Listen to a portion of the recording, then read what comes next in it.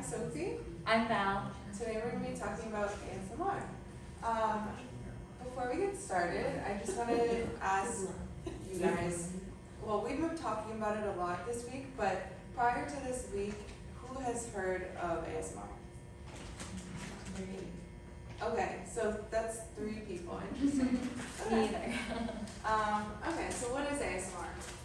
ASMR, it stands for Autonomous Sensory Meridian Response. The definition is basically a reflex response to any trigger or certain triggers such as a sound or maybe something you see. Some people describe it as a tingling sensation that starts on the top of your head and may go down your spine and into your shoulders. Okay, so has anybody heard of frisson? Or basically it's a fancy word of saying like goosebumps or the chills. So I don't know if you, maybe some of you have experienced where you listen to a really moving speech or a piece of music and it kind of like literally causes the hair to stand up on your arms. That's frisson. ASMR is a very similar sensation, but they're not quite the same. There are distinctions between them. But one thing that's similar is they both tend to occur when someone is mindfully engaged with a stimuli. With frisson, the sensation is usually more exciting, emotionally arousing, and stimulating. ASMR, it's usually more relaxing and associated with like contentment. Frisson is also usually momentary. It's not something that lasts for minutes at a time. It's like you get the chills and then they go away. ASMR, it can be momentary, but it can also last minutes, even hours at a time, depending on the stimuli. And then frisson is also more like it spreads rapidly, kind of goes through your arms. ASMR can be more wave-like and dynamic, traveling to different parts of the body at different times. So let's talk about the history of ASMR, because it seems like more than half the class is unfamiliar with it, and that kind of makes sense because this ASMR as a concept and as like defined is actually very new. So in 2009, we had the first documented ever discussion of ASMR. It did not have a name at this point, but this was on a forum called steadyhealth.com. This user, okay whatever, that was her name, posted this. Actually, this is her exact post. I'm not going to read the whole thing, but basically she was like, what is this sensation? I've been experiencing it since childhood. She said that it would happen randomly, but sometimes like when watching a puppet show, or if someone was like doing her a favor, or someone drawing on the palm of her hand, and she didn't have any of the words to describe it. And her name was actually Jennifer Allen. She was a cybersecurity employee. And she was just like absolutely blown away by the influx of messages and responses to her posts where people were like, oh my god, I've been experiencing this same thing. I thought I was weird. I thought I was the only one. And so there was this like really big uproar in this forum. In 2010, Jennifer came up with the term ASMR. So this was a little bit controversial later on because it's been kind of thought to be a little bit pseudoscientific because she was using some sciencey terms, but she was a cybersecurity person. They were like, what is science? So she did get some pushback with this, but her whole goal by coining this term is she wanted to promote research on the subject. A lot of people were using terms like brain tinglies or like brain orgasm was one, and she's like, this does not sound legitimate. We need to like make people take us seriously, so that's why she came up with the term ASMR. She then went on to found a Facebook group, and they also started a ASMR research website just to compile their own independent research. In 2011, they lobbied this group to keep the ASMR Wikipedia page online. I actually didn't know this, but there's a very strict criteria of what actually is able to have a Wikipedia page. So ASMR was like this very new concept, so at first they were just taking it down, but by 2011 they were like, okay, we'll keep it up. In 2013 is when we get the first PubMed scientific article on ASMR. And actually there were so few studies to date on ASMR ASMR that we were able to compile a chart of, starting in 2013, and this is number of new publications each year.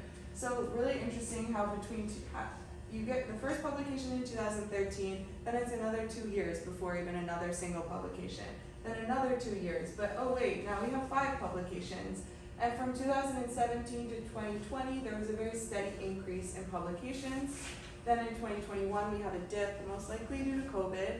But then 2022, look, we have 18 new ASMR publications in 1 year, which is really cool. And then 2023, we're already at 10, but the year's not over. So, so there's like this really intense interest that has been spiked. And recently, the hashtag ASMR has over 785 billion views on TikTok. So what was once this like internet subculture has become very popular online, particularly in younger generations. And a lot of people use these videos for their enjoyment and just pleasure and relaxing. Okay, so some important distinctions is that ASMR refers to the actual sensation that you feel, not the videos themselves or the person that's doing the thing that is triggering the ASMR sensation. Sometimes it can occur spontaneously, randomly in day-to-day life. Other times it can be induced by watching the videos or intentionally wanting to experience the relaxed feeling. It's involuntary. You can't make yourself feel the sensation, but you can trigger it through the videos. The people who create the videos call themselves ASMRtists, who are online creators that perform the triggers. So some of the triggers could be things like mouth sounds, so whispering, chewing. We said tongue clicking because we're trying to describe, they amplify the sound, and it's like the saliva moving around in your mouth can be triggering for people. It's funny because some triggers can trigger this relaxed sensation, but if you find it irritating, it can do the opposite effect. Other things that are triggering for some people are tapping, scratching, crinkling, bubble pop. If you pop that, that's sometimes very relaxing to people. Falling rain is another common one. Also, watching people do things can be very relaxing to people and trigger the ASMR. So Bob Ross is a very common one. My boyfriend actually experiences ASMR, and he said that was a big one for him, that he used to watch Bob Ross all the time and it would make him feel really relaxed. Someone giving personal attention to someone else by like brushing their hair, painting their nails, watching someone cook. Other experiences that are personal attention, like going to a spa. In the videos, someone might try to replicate that by like having the recording in front of them, having their face very close to the recording, and having them like putting their hands close to the camera as if they're doing the actions to the person watching the video, which can induce a sensation that it's actually happening to someone and make them feel very relaxed. Triggers, it's really important to note that everyone has different triggers. Some people may find it very satisfying and induce the ASMR response, whereas others could feel irritated by a trigger. So one that I think is very controversial is the mouth sound. I personally find it irritating, whereas like someone else may like that a lot. Usually it's people who are ASMR artists sound like very relaxed, they have slow movements, and they have a smiling, calm demeanor. So we're gonna watch this little video just to get some sort of feel for how it works. Oh no. This is the full thing. What would a day in Miami-Dade look like with no running water? If 300 million gallons didn't journey 9,000 miles through underground pipe.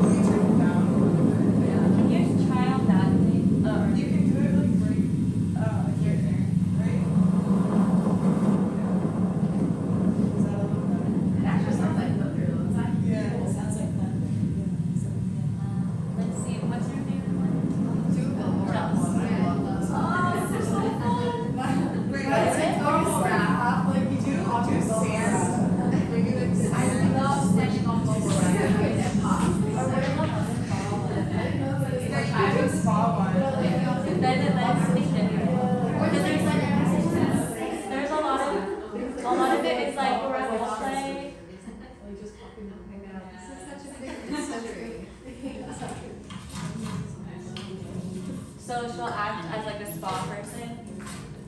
I'm just finding your information for your spot. Yes. And it's like the personal attention of watching the video. Usually people who are watching the video are in a relaxed environment. And the whispering, it triggers the effects. Otherwise, I know the videos are kind of like, may seem odd. So to some people, it's like, it can be odd and it can have the opposite effect, but for the people that it works for, it's very relaxing. I personally, I don't experience it, so I felt the same way. I was like, what is this? When I first watched it. But hearing more about it and reading more of the studies, I was like, oh, this is actually really cool how it can help people. This is fascinating. Yeah. Like you can notice she's doing the writing, so it's like all these different little sounds, not just the the whispering, but that could be triggering to different people. The writing. Yeah. Yeah. So that's a little taste of that.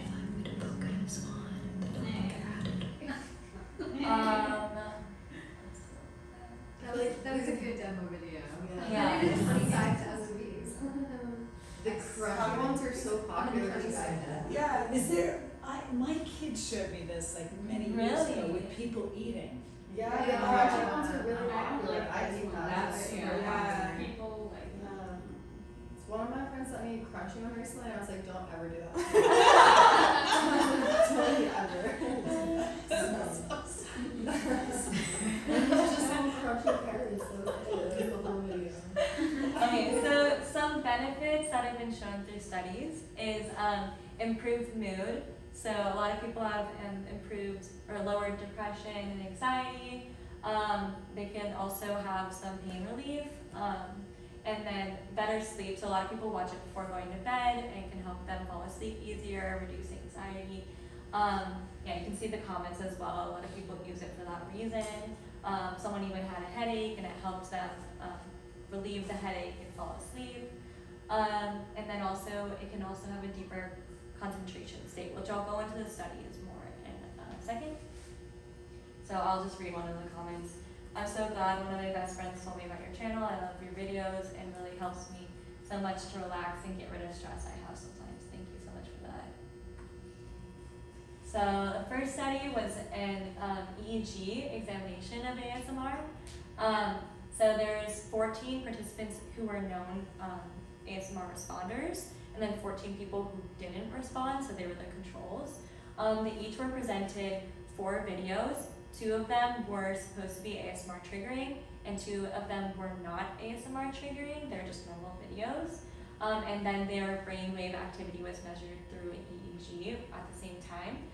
It was shown to have increased alpha wave activities in the prefrontal cortex as well as the cuneus, and that is thought to be associated with was associated with the same areas that was found in other studies in the fMRI of the brain, and also associated with the somatosensory cortex due to the tingling sensation, as well as improved mood from emotional regulation in those areas. And alpha wave itself activity is associated with meditative states and relaxation. So for the second study, there were 9 individuals who completed the study. It was the fMRI recorded 6 different times while they're watching the ASMR videos, and they were found to be stimulating the same spinal cord segments that are associated with ASMR. So that it usually starts in the scalp and it goes down the spine and can go down the shoulders. Sometimes it can go down even further, but the most thought to be related to ASMR is through the scalp, down the spine, and on the shoulders. Yeah, so then here's another study. This one has 2 parts. The first was a very large survey sent out, ended up getting just over 1,000 participants in the end. And out of all those participants, 81% identified as having some sort of ASMR experience before. The top triggers of responders were soft speaking, hair play and brushing, whispering, and close personal attention. And then the ASMR, they took the ASMR responders and non-responders and showed them a series of ASMR-inducing videos and control videos. For the ASMR responders, there was decreased stress and sadness, and increased common excitement, which is a little bit like contradictory in a way, but I think we can see that here. Yeah, so they're measuring excitement, calmness, sadness, and stress, and you can see the differences are pretty mild, but they were, given the size, they were significant. And keep in mind, this is just after like a short video experience, probably like, I think they were 3 minutes long. And then in the second study, this was a little bit smaller. They actually reached out to people in the community. I think it was at a university, so it was like people at the university or friends or family and stuff. And then again, they separated the ASMR responders and non-responders and showed them their ASMR video and then also a self-selected ASMR video, which I thought was interesting because we've talked about how triggers can be really unique to the individual. And then they also showed just a control video. And again, the ASMR responders showed a significantly greater increase in skin conductance and heart rate, a decrease in heart rate. So I guess these are showing that not only are there improvements in mood and affect, but there are these like real physiologic responses that we can measure as well. Okay, so for this last one, this one I believe was one of the most recent ones in 2022, and it tried to accomplish a lot of different things. It did EEG as well as skin conductance, use a test for attention, also measure heart rate, and then mood, and tried to also see personality traits via the Hexaco questionnaire. So they had 38 participants. 15 out of the 38 were responders, and the rest were controls.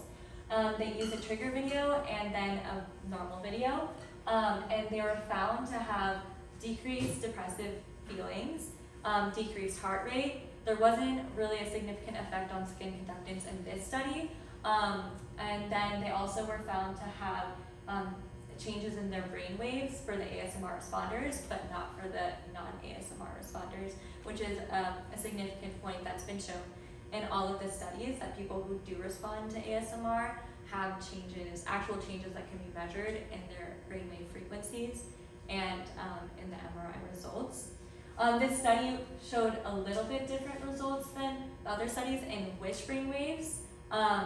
This one showed a little bit lower alpha, higher beta, and lower gamma, which they thought might have been due to the videos that they used, because as I said earlier, different videos can have different effects on people if you don't like the video versus if you do like the video. So it's a little hard to find a video that everyone would like.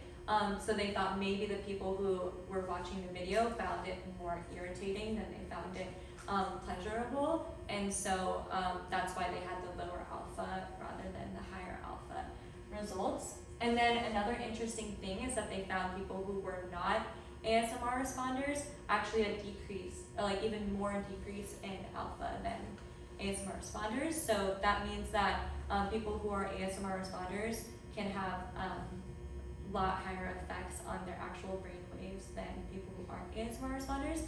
But in general, everyone had a decrease in depression.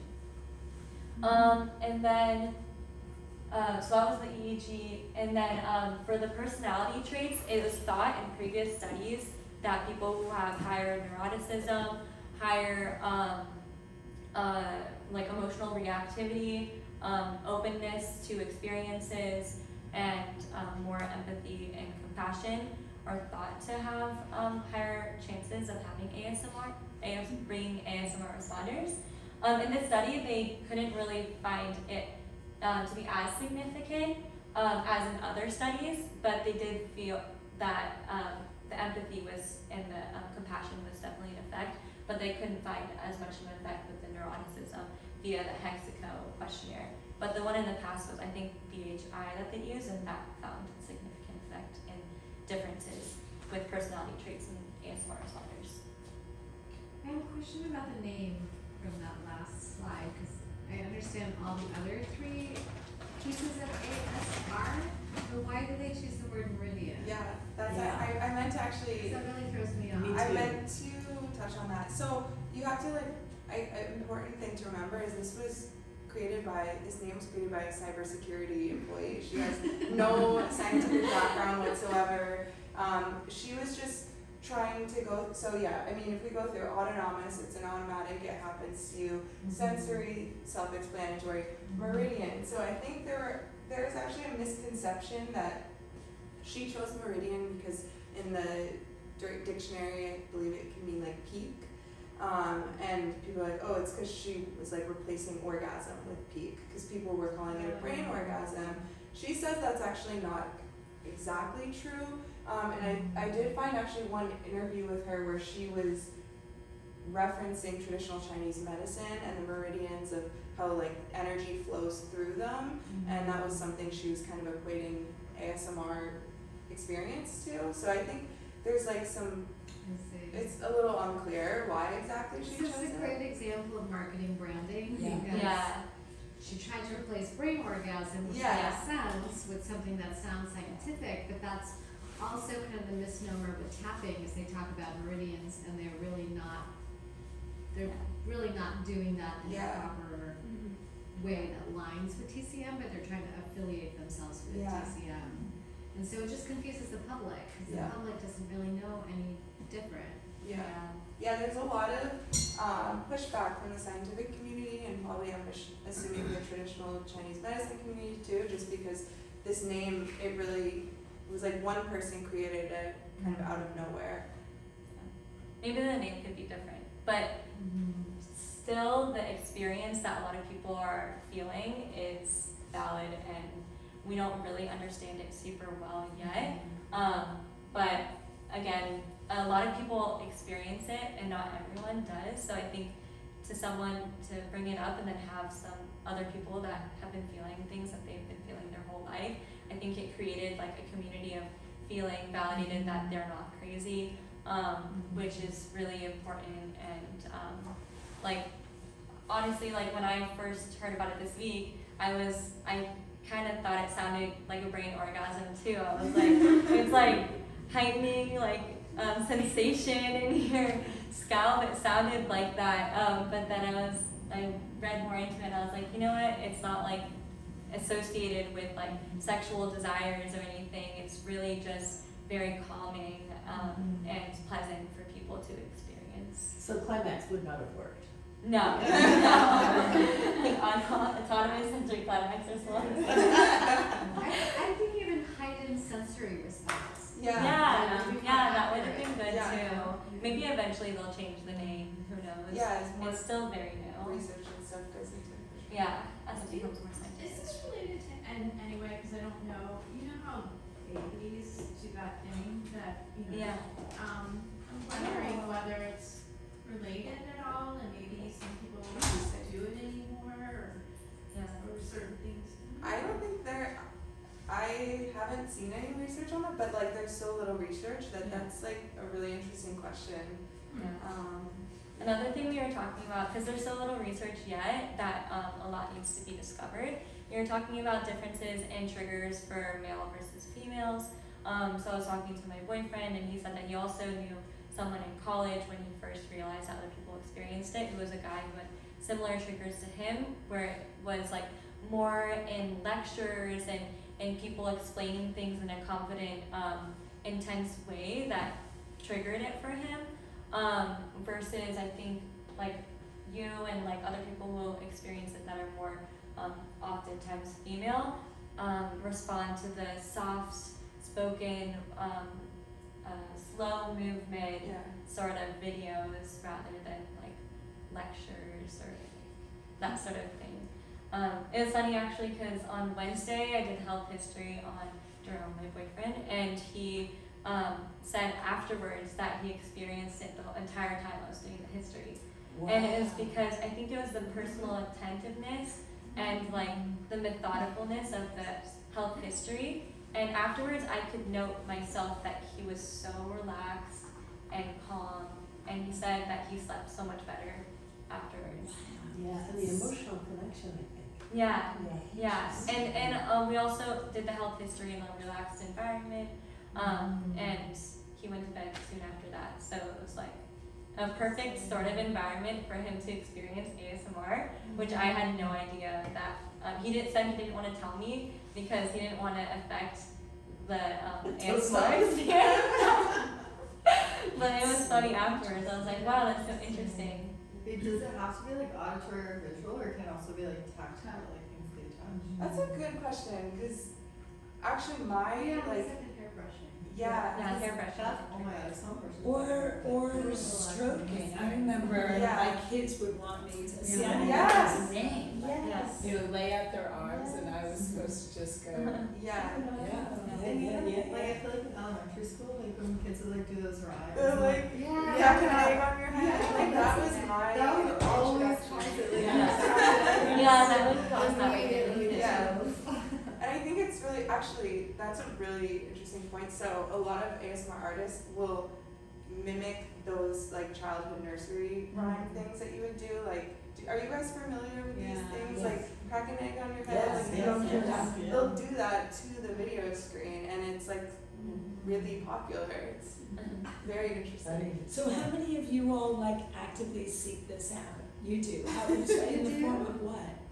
Well, it started last year actually during Dedicated. It just came up on my TikTok, this girl who was doing it, and it was kind of like the personal attention, the whispering with the microphone, and especially when you wear headphones, sometimes they manipulate the microphone that it goes with different earbuds, so you get like this almost surround sound sensory effect. But she talked about how she worked in the VA and they would use ASMR for veterans who had PTSD, and it was really helpful for them. So then I was like, okay, there's some like science behind this, and it just really calmed me. So I use it a lot to go to bed because I need some sort of like background noise, and it's very calming for me. And then I also use it as background noise for working too. I can't do music because that's too distracting to me, but like typing or If like someone page else is turning, tapping, if I listen to that, it's a very calming background noise for me. So I've been doing it for a year now, and it's very helpful. Fascinating. And how about you? I'm more like if I'm scrolling on social media, I'll see the videos and then I'll like stop and watch the whole thing. Like I was saying, there's like ones that I keep getting where it's literally like glass jars of paint all stacked up, and they're just like rolling a ball down a ramp, and it just like is one by one like cracking the glass jars, and then it's like you see the color like explode everywhere. And then sometimes I miss the jar, sometimes they get it, and you just like are like addicted to watch it. I'm like, I don't even know what I'm doing, but then like 4 minutes later, and the videos have like 30-40 million views sometimes, so it's like other people watch it too. Or like I always get ones from like cutting lipstick. Yeah. Or just like organizing ones. The too, organizing. like Oh, organizing that's fridges. nice. And you can hear it too. They like put each like thing in a compartment. Everything's like organized. I can go hours Who watching is it hard to organizing make ones. these videos? They They make make a lot it's of their money. job. Yeah. It's Actually, their they job. make Like, so it's much their money. job. It's their job. Yeah, It's it's like like different world and I've never Yeah. They're all like viral viral videos. that's amazing. Another thing I forgot to mention in the studies was that it was also associated with slightly increasing gamma wave activity, which is more associated with like cognition, memory, and so it's been shown to have like similar effects with alpha and theta, and gamma waves to have like meditative focus effects on the brain. So it can help with that focus as well as relaxing. So it's interesting.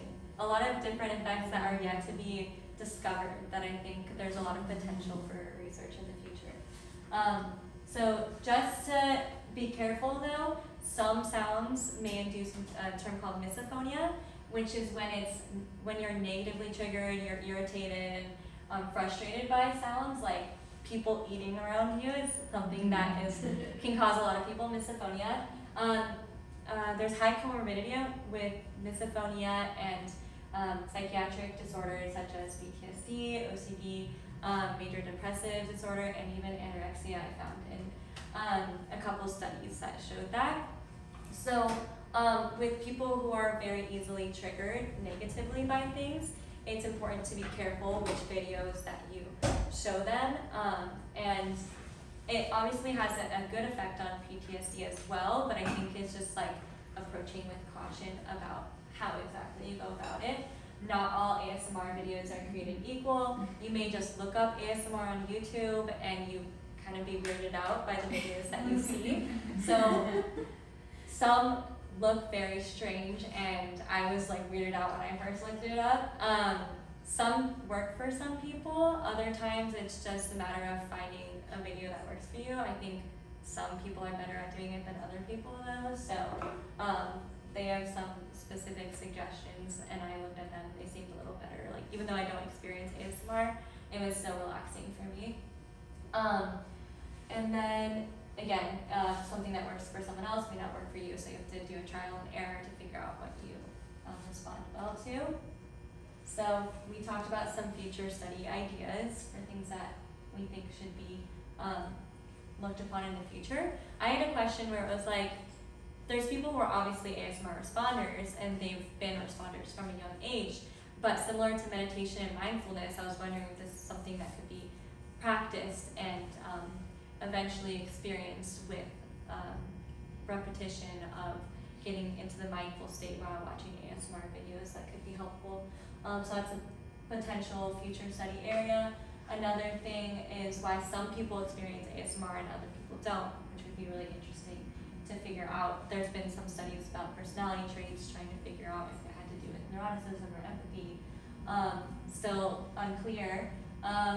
And then difference in triggers for certain people, if there's a gender dynamic, personality type, and then seeing more longitudinal studies that could do studies to see if there's long-term effects on stress, sleep, mood, and focus. And then I also saw some videos talking about if, like looking more into a pseudo-placebo effect where people think, oh, they're priming themselves to feel this emotion. So is it the priming or is it the effect itself of the ASMR?